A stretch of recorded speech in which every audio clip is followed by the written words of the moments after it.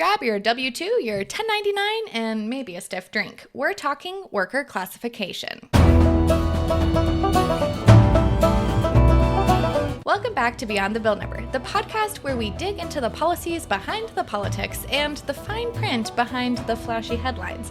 I'm Sarah, and I'm still trying to figure out if hosting this podcast makes me an employee or an independent contractor. And I'm Stephen, definitely not paying your payroll taxes either way.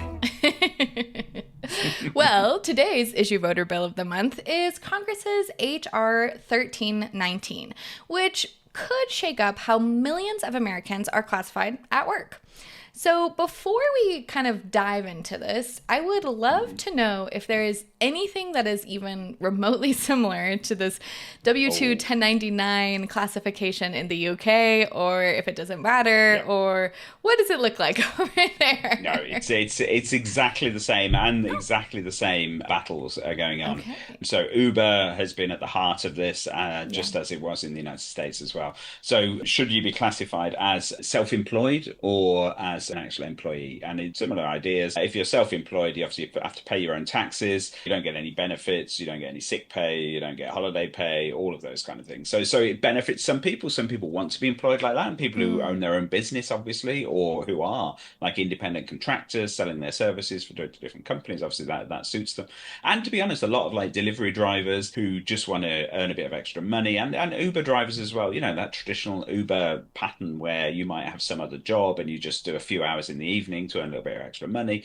Obviously, it makes sense then to have this sort of self-employed status. But a lot of people are being classified as self-employed who aren't self-employed and don't want to be self-employed, just to allow the employers to actually dodge paying all their taxes and all their things. And it makes a huge difference in the UK. So you got to imagine our taxes are much higher than they are in America. And employer contributions that you have to pay to taxes, both to your national insurance and your sort of general income tax, are quite high and quite onerous. And the various rules around hiring and firing and all those kind of things are much, much stricter and much more stringent. So by dodging them, you can gain a lot. And we had a big battle here. It was mainly between the London cabbies and Uber. London cabbies were very upset when Uber first arrived. This was a number of years ago now, when Uber was really just getting off the ground, because Uber is much cheaper and much more convenient than a London cab. But the cabbies were outraged that anybody could dare to drive a cab in London that wasn't them. And so they mounted all sorts of legal challenges to try and get them stopped. And I think they did, for a certain amount of time, actually manage to get Uber stopped from London. But I mean, I was in London just a few days ago and we got Ubers. So clearly they're all working again. So London cabbies are interesting, though. I don't really know this, but London cabbies are the only cabbies in the world that have to pass an exam to actually become a taxi driver. Wow. They have their own exam. It's called the knowledge. So they have to do the knowledge before they can become a London cab driver. And it basically involves learning every single street and every hotel and every restaurant in London. Which is, as you might think, insane. Yeah. But they do. So that if you're in anywhere in London and you say, I want to go to this other place in London, they know the best route. And obviously it's not the quickest route, the shortest route. It's, they know for whatever the traffic situation is that particular time of day, they can get you there. And that's sort of their genius. It's more of an art than a gig. I mean, they've actually done studies on the brains of London cab drivers, and they are different. Their brains are literally wired differently than everyone else because of all of that map that they have in their mind. They actually rewired their brain as they're actually doing this.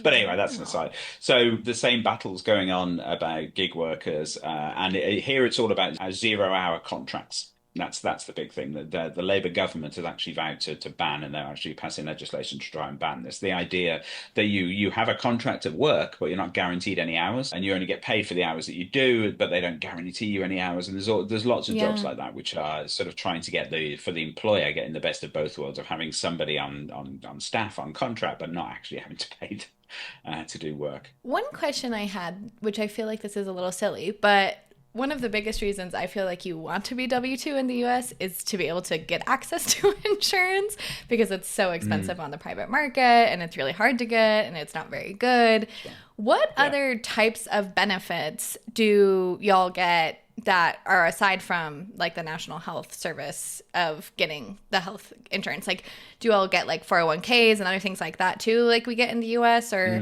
what is kind of the difference there that people might be also wanting aside from the health coverage and help with the taxes? All sorts of things. So you also get statutory paternity pay and Yep. maternity Okay. pay. Yep. You get statutory sick pay. So you're paid if you're off sick for quite lengthy periods of time. The labour protections that you get, that your employer is not allowed to just fire you without cause. Mm. And it can be quite difficult to fire people in certain sort of professions, in certain jobs in England.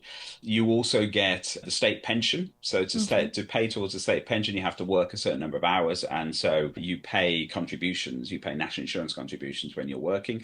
Now, obviously, if you're self-employed, you have to pay those voluntarily. Whereas if you're actually sort of in a proper job, they just get taken out of your salary, so it's a bit easier. But the employer also pays towards that. And then Okay. we also now have a law that every employer has to provide an occupational pension scheme for their employees. Mm. And also, you don't get that if you're self-employed. The rules are that actually your employer pays more towards that scheme than you do as an individual. So your pension is Wow. growing much bigger. So there are enormous benefits from being employed as opposed to being self-employed. Yeah, absolutely. Honestly, I kind of thought that the maternity leave and sick pay was just handled by your all's insurance that everybody gets, and that like everybody had access to that too. So that's really interesting that Yes. that's not the way that it is. Not if you're self-employed, not necessarily. It's quite complicated, and Oh, there's certainly here. I mean, it's different from country to country, but certainly in the UK, you get statutory maternity pay, which isn't very much. But then, if you're actually employed, then your employer also have a maternity pay scheme, so you get more, and you'll okay. get like 80% of your salary for 6 months or whatever it is.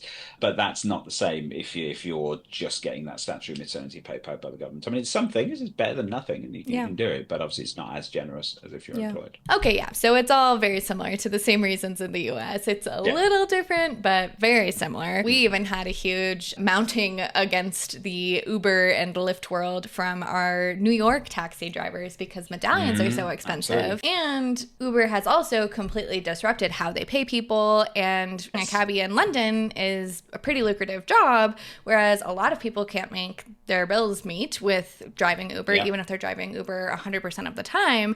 And it's interesting to see how this has kind of changed over the last few years. Now, when you call an Uber, it will tell you at the end how much the driver is getting Yeah. paid and then how much is getting taken out of whatever fee you paid for Uber's, Yeah. cost or maybe insurance for the driver, things like that. Yeah.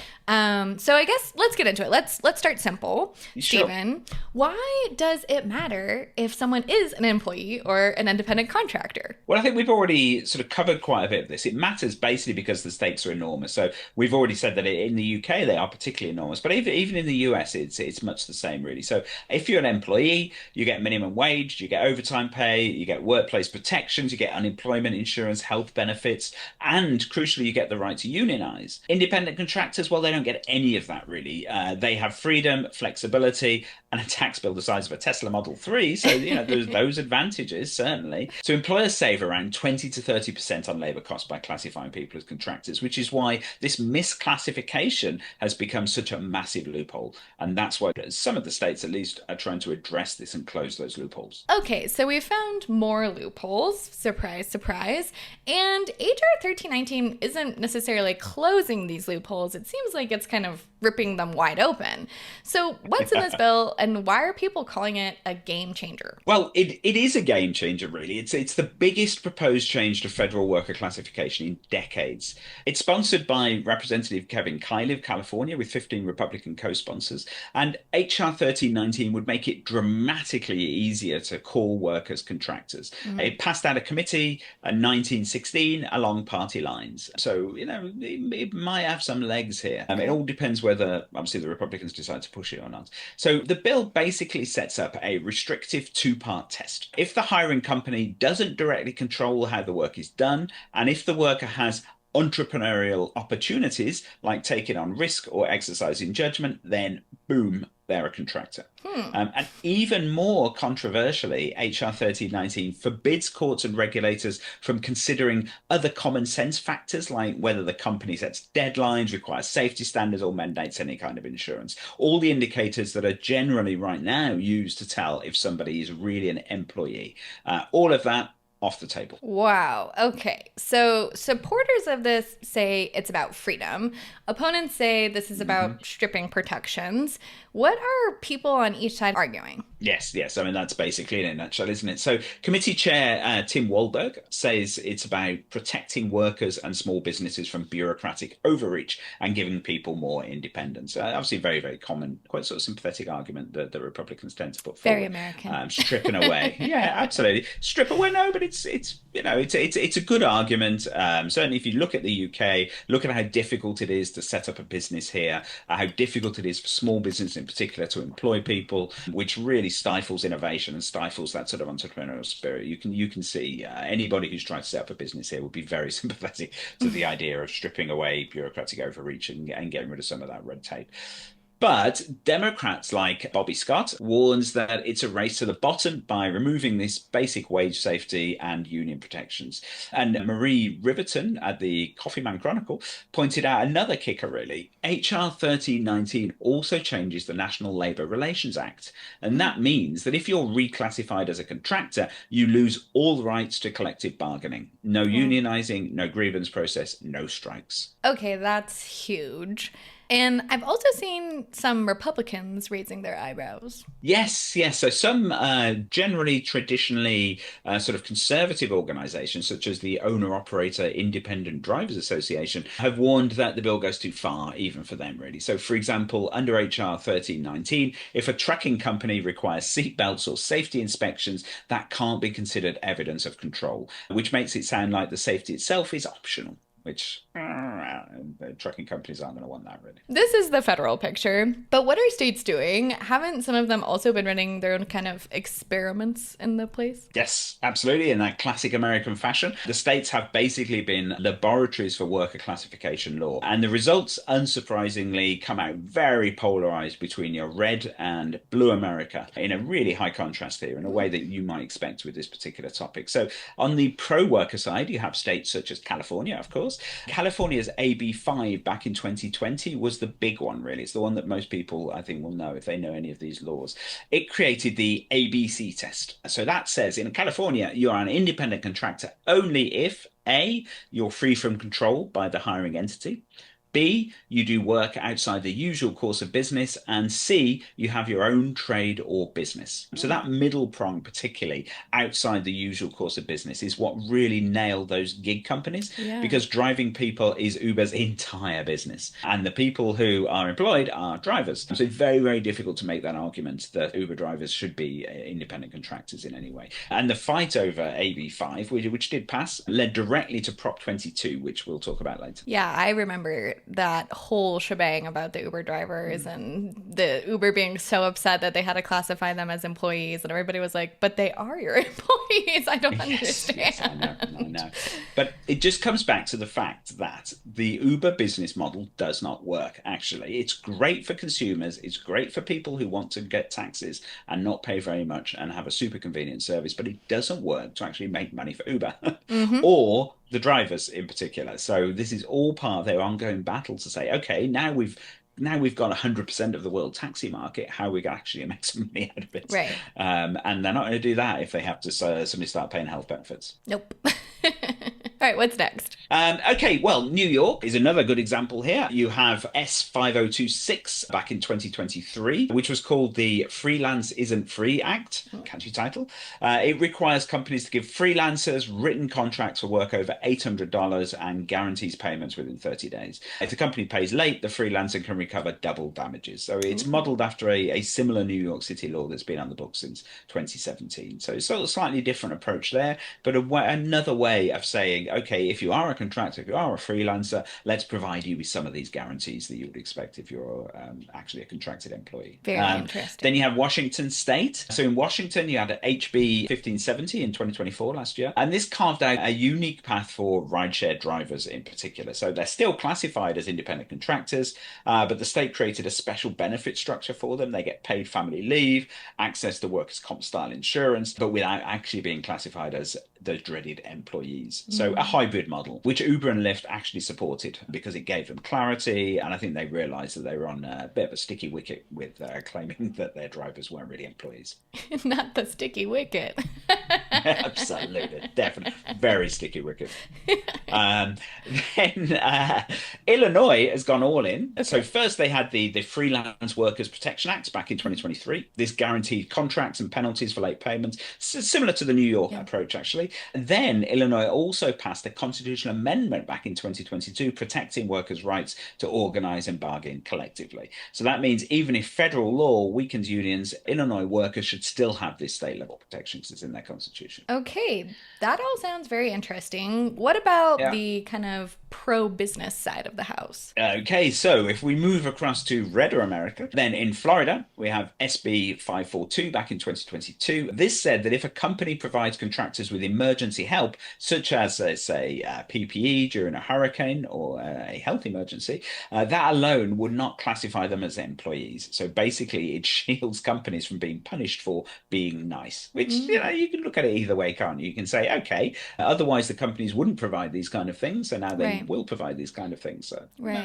it's not necessarily a totally terrible law, depending on which direction you look at it. Yeah, okay, so Massachusetts then is not a state you would normally associate with sort of rabidly conservative policies. But back in 2023, with H 2129, they tried to roll back the state's strict ABC test and move Mm, forward towards a looser sort of federal style test. So really tried to ramp this one down. But the unions pushed back hard, as you might expect, and the bill stalled in committee. okay, okay. And then, as promised, let's talk a little bit about California's Prop 22 in 2020. Now, this was basically Uber, Lyft, and DoorDash fighting back against AB5. They realized that this was going to absolutely cripple them. They'd really, really struggled to make any money. California, a huge market for them, obviously. So they poured over $200 million into a ballot measure Wow. to exempt app-based drivers from employee classification. And voters approved it. It worked. It was one of these sort of iconic examples of how big business can actually pour enough money in to persuade voters to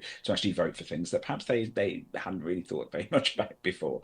So the drivers got limited perks like a healthcare stipend and guaranteed minimum earnings per trip, but they remained contractors.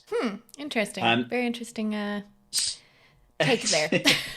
Yes, it is interesting. So it just shows it's not all about blue states versus red states here, that the blue states sort of trying to protect workers, but even then they're, it's still America, isn't it? So they're still looking out for the needs of business as well and making sure that their business can still work. And these kinds of compromises are probably a good idea because the last thing anybody would want would be to drive Uber out of business. Because if Uber goes out of business, we lose our Ubers, don't we? And no one wants that. Hmm. So finding that path where businesses can make money, but the drivers aren't getting ripped off, I think is really, really important. Yes. And what about right now in 2025? Is there still action happening around the space? Yes, so in current sessions, then, so a few bills worth watching at the state level as well. You've got Delaware's SB 63.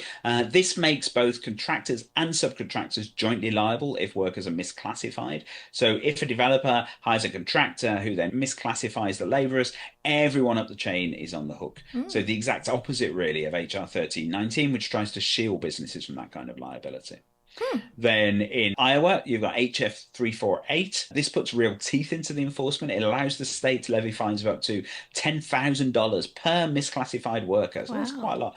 And repeat violators can face actual criminal penalties as well. Wow. So it's unusually aggressive for a state like Iowa. But this, I think, is because Iowa's had scandals in construction and agriculture that really sort of forced the lawmakers to actually act in. Then in Illinois, you've got HB 2794. This extends liability for wage theft and misclassification beyond the immediate employer to general contractors and developers. So if passed, it would mean that companies can't just point fingers down the supply chain and try and sort of avoid liability. Then on the flip side, in Florida, you've got S 1776, which is trying to loosen definitions of independent contractors across different industries. So it had a lot of GOP backing, but actually still died in committee. So it shows even in conservative states, blanket contractor reclassification can be politically tricky. That is quite tricky. All right, let's play out the what if. So, what happens if HR 1319 actually does become law? Well, the short answer, certainly in the short term, would be chaos. It would override these stricter state laws like California's ABC test. Millions of workers could be classified overnight. And obviously, companies would rush to exploit the looser rules. So the Congressional Budget Office hasn't scored it yet, but similar moves under Trump the first time round affected 3 to 5 million workers with average losses of about $3,000 to $5,000 per year. So So that's a real money to people who are often on relatively modest wages.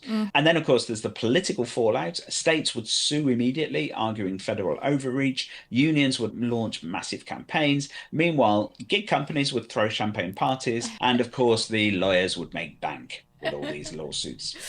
But the deepest impact were this bill to actually become law and then to weather all of the various legal challenges and the various unrest around it. It could fundamentally change the American social contract around work, shifting further towards a real super flexible gig style economy where security, healthcare, retirement benefits just aren't tied to jobs anymore. So then they're tied to nothing and we don't have it all.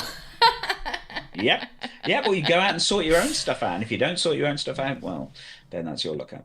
Oh, gosh. I don't feel confident in that future. Okay, People wouldn't.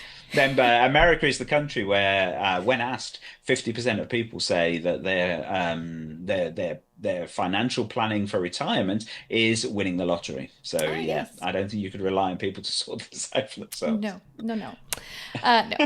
Okay, so bottom line, this isn't just paperwork. It's not just a simple this or that. It's about whether America leans towards flexibility and business and, I guess, freedom, or towards security and workers' protections and trying to kind of manage people's lives a little bit more to maybe set them up for success. Exactly. So HR 1319 forces us to ask the question, do we want an economy where workers are entrepreneurs and where this kind of entrepreneurial spirit is allowed to flourish unchecked, or where entrepreneurs are just workers with fewer rights? You want your entrepreneurs to be able to be entrepreneurial and generate all of that wealth and prosperity for everybody, but you also need your workers to be protected as well. Yes. All right. Well, that is why we always look beyond the bill number. Don't forget to like and subscribe, leave us a comment, and check out Issue Voter and BillTrack50.com.